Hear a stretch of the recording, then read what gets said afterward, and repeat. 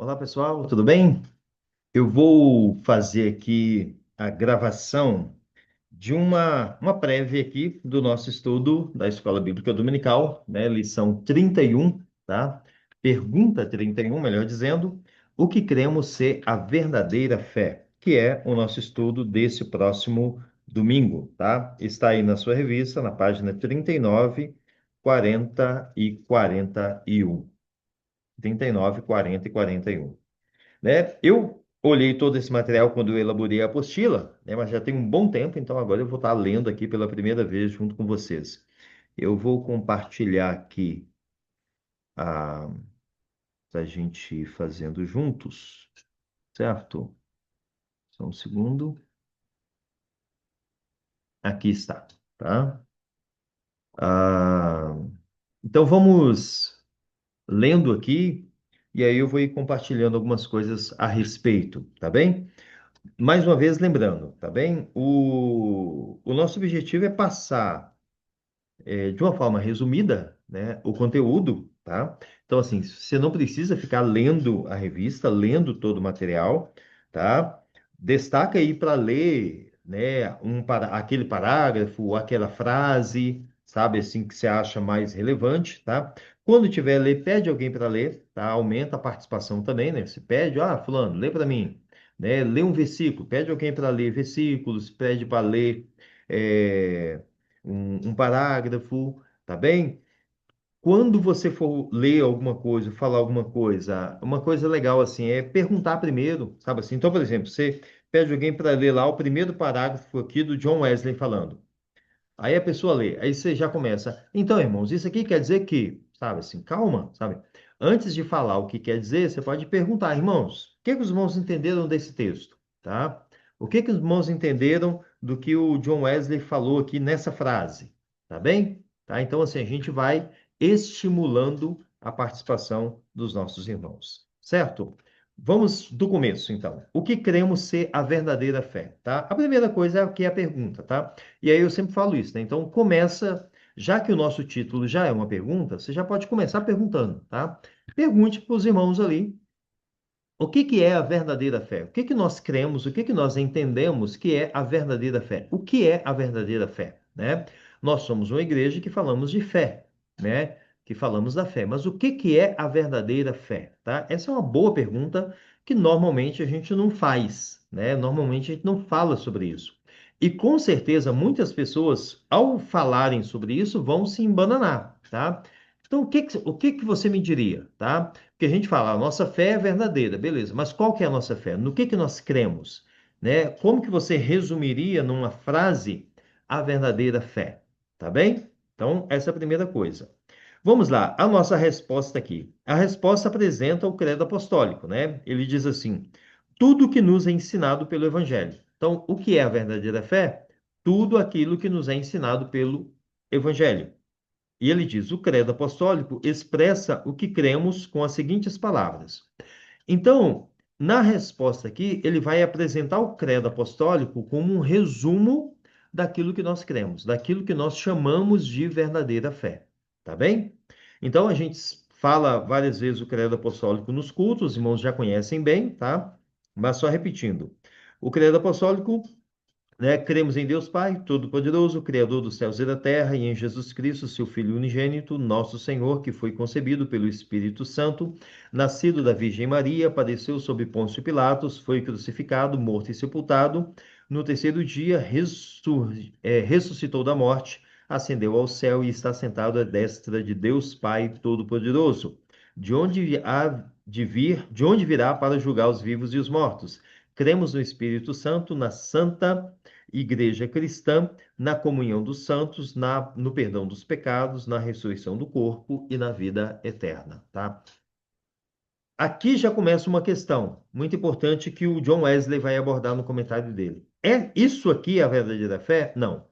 Isso aqui é uma declaração a respeito da verdadeira fé, tá? A verdadeira fé não é um credo, não é uma confissão doutrinária, não é uma confissão apostólica, tá? A fé é algo espiritual que acontece na nós. Isso aqui, digamos assim, dá o conteúdo da fé, tá? Dá o conteúdo da fé que temos, tá bem? O texto que ele dá aqui, o texto que ele dá é Judas, versículo 3, tá? Judas, versículo 3. Quando empregava, né?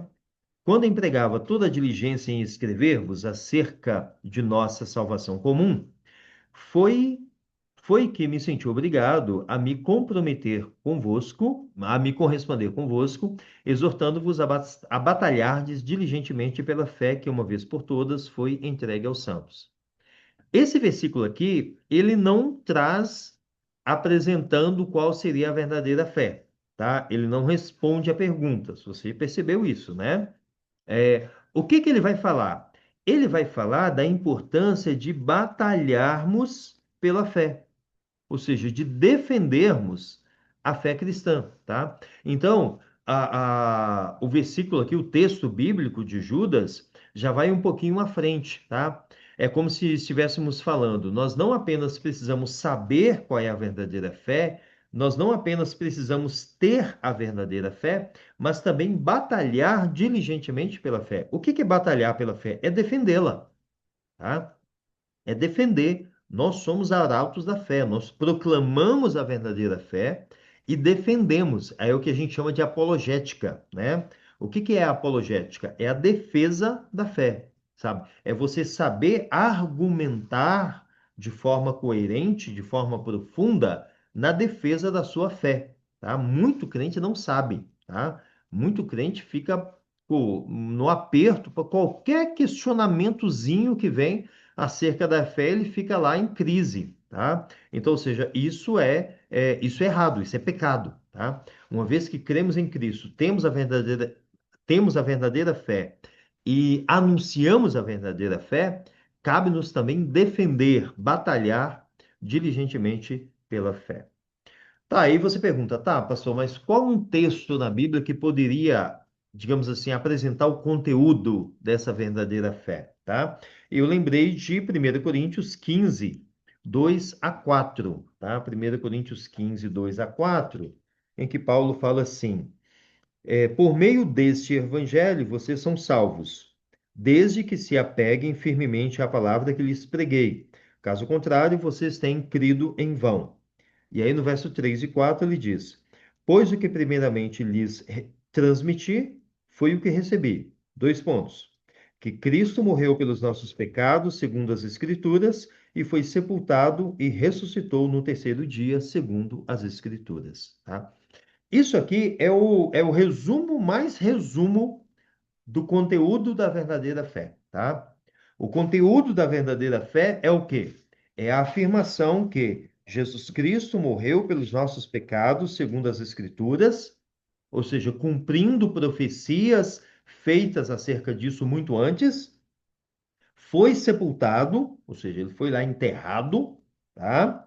Ressuscitou no terceiro dia, segundo as Escrituras, tá? Mais à frente, né, Paulo vai dizer, né, que se Cristo não ressuscitou, a nossa fé é vã, a nossa fé é inútil, né? Então, o núcleo da fé cristã, o núcleo da verdadeira fé é a ressurreição de Jesus Cristo.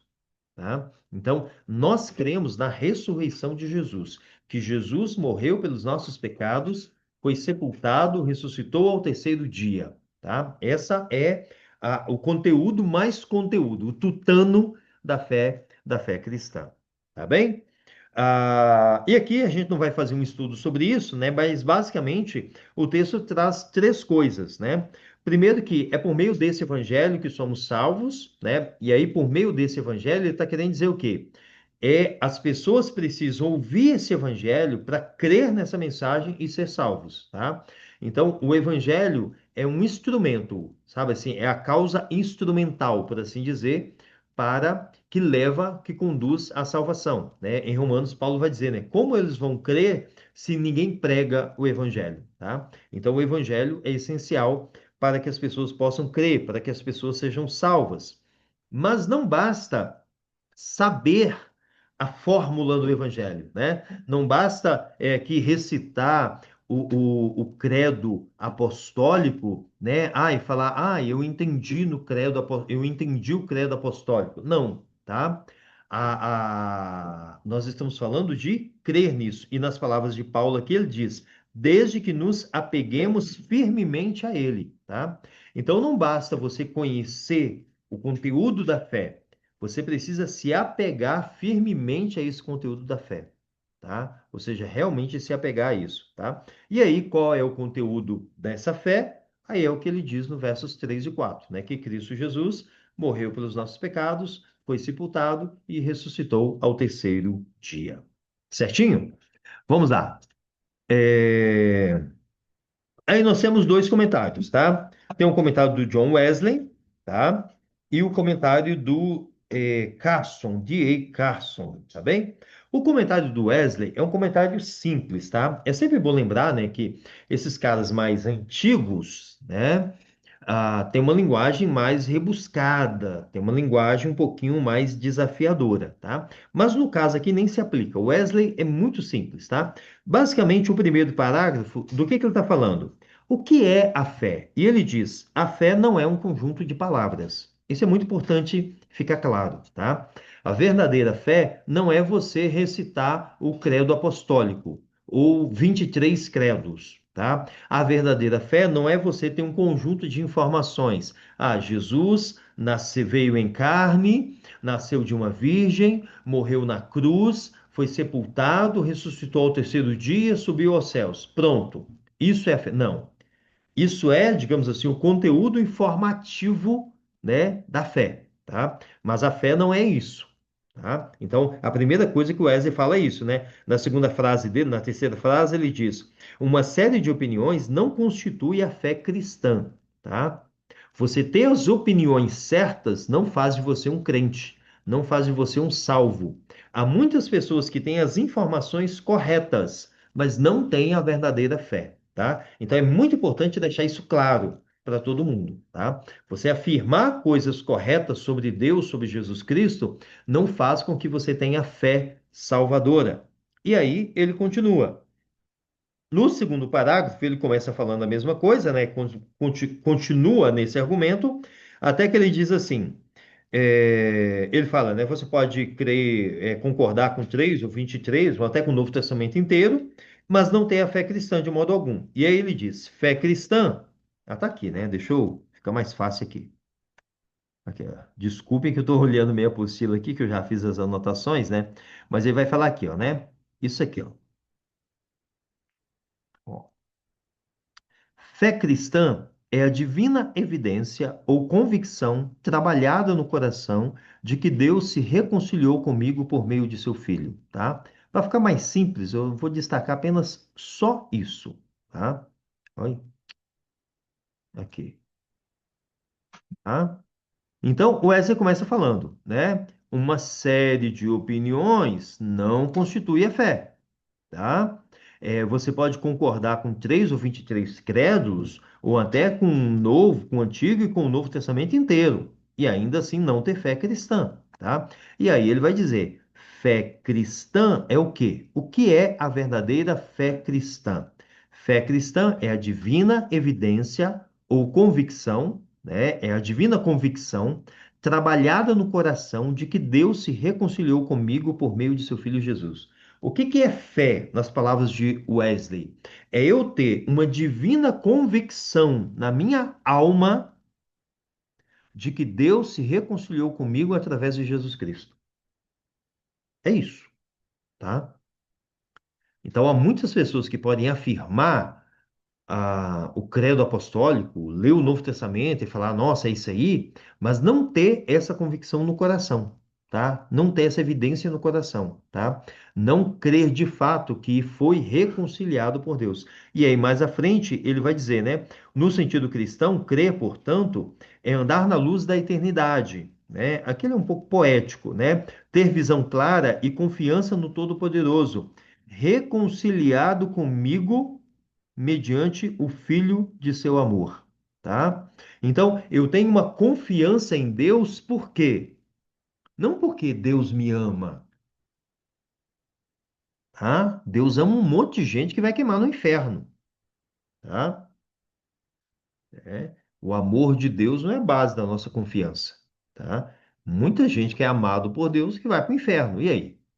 tá? Então, a minha confiança em Deus deve vir unicamente do fato de que eu fui reconciliado com Ele mesmo, porque por Ele mesmo, Ele me faria queimar no inferno por toda a eternidade.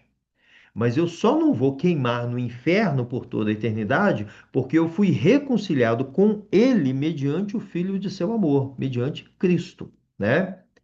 Quem Deus ama, quem o Pai ama de verdade, podemos dizer assim, é Cristo, é Jesus, é o seu Filho amado. Esse é o meu Filho amado, tá?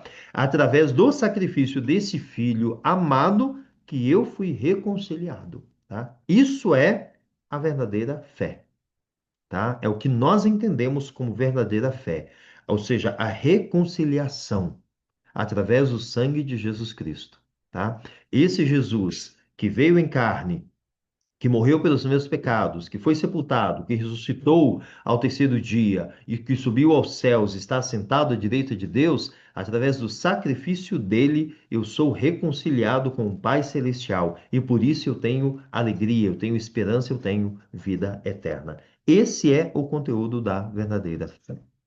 Certinho, tá? Então, basicamente, em resumo, do que o Wesley está falando? Ele está deixando claro que a verdadeira fé não é um conteúdo de informações.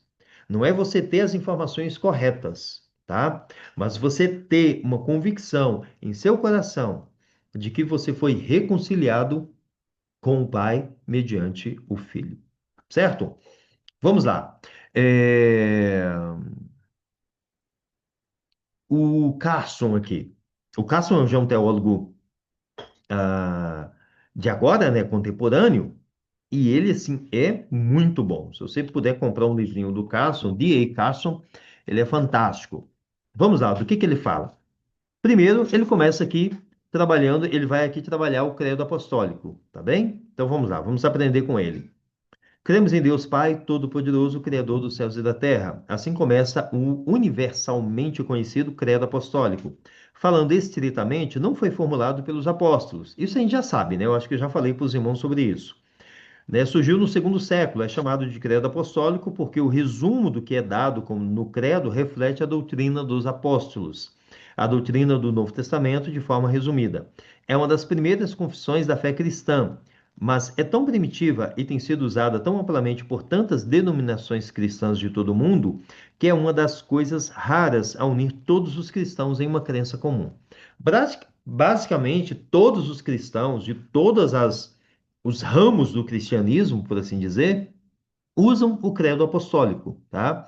Então, católicos, protestantes, ortodoxos, cristãos orientais, cristãos africanos, tá? Você vai encontrar o credo apostólico nas mais diferentes tradições dentro do cristianismo. O Carson continua: se você ler com cuidado e devagar, virá uma menção explícita ao Pai, ao Filho e ao Espírito Santo. Isso é bem fácil, né? Isso é bem tranquilo da gente identificar que o credo apostólico ele é trinitário, ou seja, ele tem a estrutura da Trindade, né? Então ele começa falando do Pai, creio em Deus Pai Todo-Poderoso, né? Depois ele começa falando do Filho, né? E depois ele termina falando do Espírito Santo, tá? Só para a gente voltar aqui, né? Então tá aqui, né? Creio em Deus Pai Todo-Poderoso, tá? Tudo. Depois ele continua, né? Parapapá, quando é isso que tá? Né? Em Jesus Cristo, seu Filho unigênito, tá?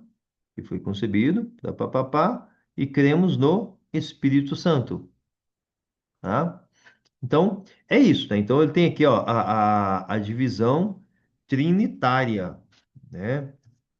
A divisão trinitária do credo apostólico. Certinho? Voltando aqui para o Carson. É, Além disso, além de falar da Trindade, do Pai, do Filho e do Espírito Santo, ele faz uma menção explícita à criação, ao nascimento virginal de Jesus Cristo e à vinda de Jesus Cristo, a sua ressurreição dos mortos, tá? Quem são os cristãos, o que significa ter o Espírito Santo operando dentro de nós e assim por diante.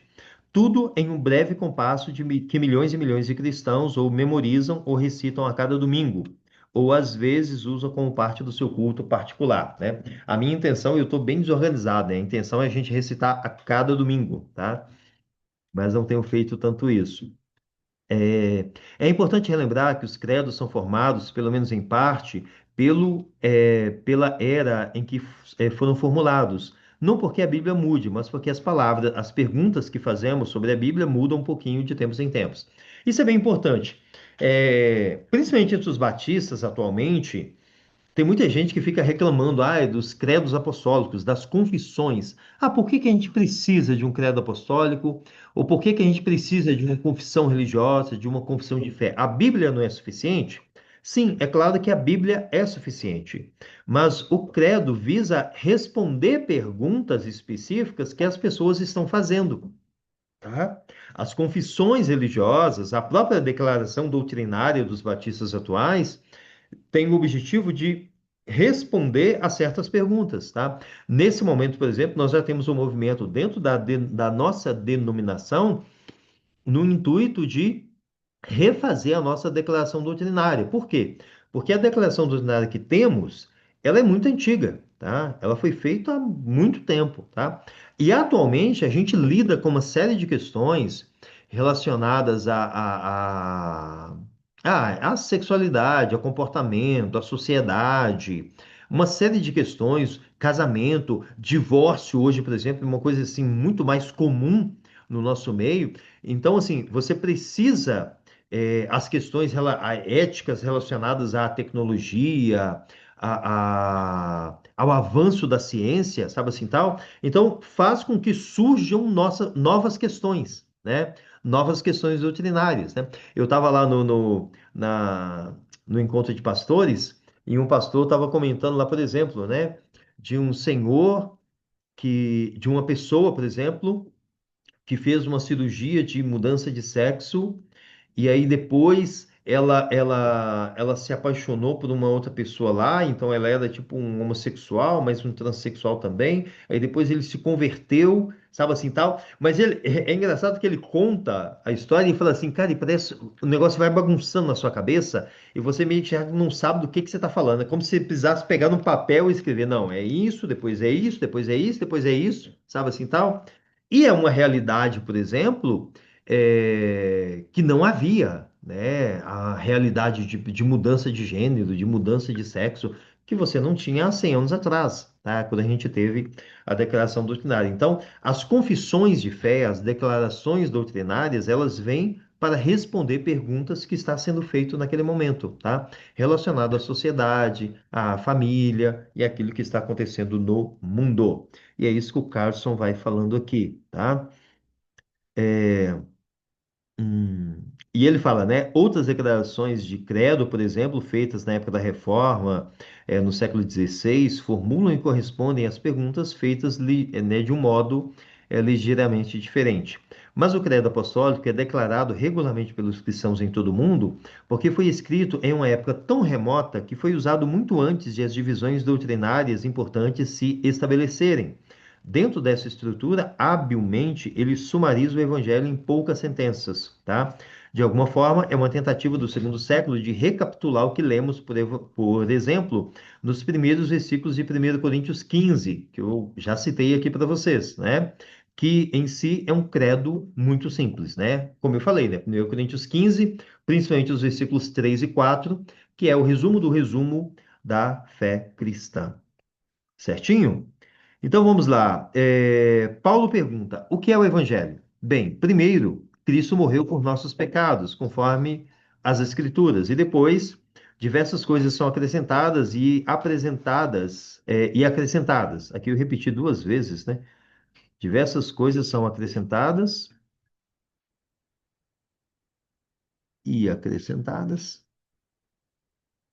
Você revisa, revisa e quando vai ver tem mais coisa para revisar. Diversas coisas são acrescentadas, até que tenhamos um resumo das grandes boas novas do seu conteúdo, de que Deus, na plenitude dos tempos, enviou seu Filho para morrer na cruz, ressurgir da morte e trazer para si um vasto número de pessoas a quem Paulo chama de nova humanidade. Tudo isso em 1 Coríntios 15, tá?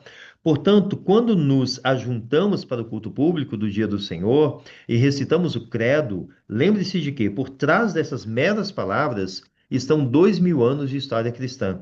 O credo serve para conectar os cristãos às culturas, linguagens, um espaço e um tempo em que todos dizemos juntos que cremos em Deus Pai, Todo-Poderoso, Criador dos céus e da terra. Tá? Então, isso é bem legal, né? Eu já havia comentado sobre essa questão do credo nos cultos, principalmente quando eu comecei a usá-lo na igreja, né? Mas o credo apostólico, principalmente, ele é ele é um documento assim extraordinário e ele une, de certa forma, os cristãos do mundo inteiro, né? Mesmo aqueles que estão em tradições totalmente diferentes, tá? Então, assim, você tem o credo apostólico na igreja evangélica, na igreja batista, você tem na igreja presbiteriana, você tem entre os assembleianos, você tem na igreja católica, você tem lá na igreja ortodoxa russa, você tem na igreja entre os cristãos etíopes, sabe assim? Então, no mundo inteiro, sabe assim, as pessoas recitam o credo apostólico, mostrando que é o núcleo da fé cristã. Tá bem? Então, é isso, tá? Tem algumas perguntas aqui, tá? Algumas perguntinhas aqui, eu não vou trabalhar nas perguntas, depois vocês podem trabalhar, mas eu acho que uma das coisas mais importantes para lembrar aqui é que a fé, como diz o Wesley, não se dá num amontoado de palavras, tá? A fé se dá na nossa vida com Deus, né? Naquilo que Deus faz em nós e na certeza e na convicção, ele usa a palavra, né? E na convicção de que fomos reconciliados ao Pai através do sacrifício do Filho, tá? E isso só é possível porque ele morreu pelos nossos pecados, foi sepultado, ressuscitou ao terceiro dia, subiu aos céus, está sentado à direita de Deus. E é tudo isso que faz com que surja uma nova humanidade, nas palavras de Paulo, que é os cristãos, que é a igreja.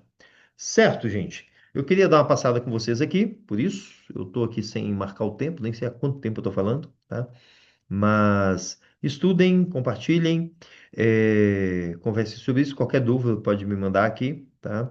E tenhamos um ótimo estudo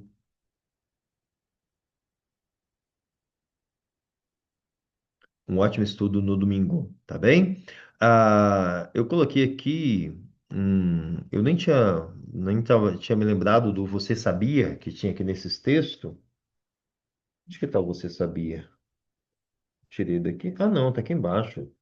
Aqui na página 41, né? Eu fiz lá um comentário sobre algumas versões do Credo Apostólico, tem a expressão desceu ao Hades. Nós já comentamos com isso também, uma vez, em algum momento, não sei se foi na classe dos adultos, na classe dos jovens, tá? Mas é uma expressão que surge depois, tá? Que surge depois no Credo Apostólico, tá? E tem a ver aí também com um entendimento de que Jesus teria descido corporalmente ao inferno, tá? No espaço ali de 3 dias, né? Em que ele fica sepultado, tá? Mas há também uma outra possibilidade disso, está falando simplesmente a Cristo descer dos céus, né? À terra, e uma vez estando na terra, ele descer às regiões inferiores da terra ao ser sepultado, tá? Estaria falando do seu sepultamento, tá? E não de uma descida literal ao inferno, tá bem? Eu coloco aqui, resumidamente, a posição principalmente da teologia luterana e da teologia reformada, que são os dois pontos mais cruciais. Certinho? Um abraço e é isso aí. Tchau, tchau.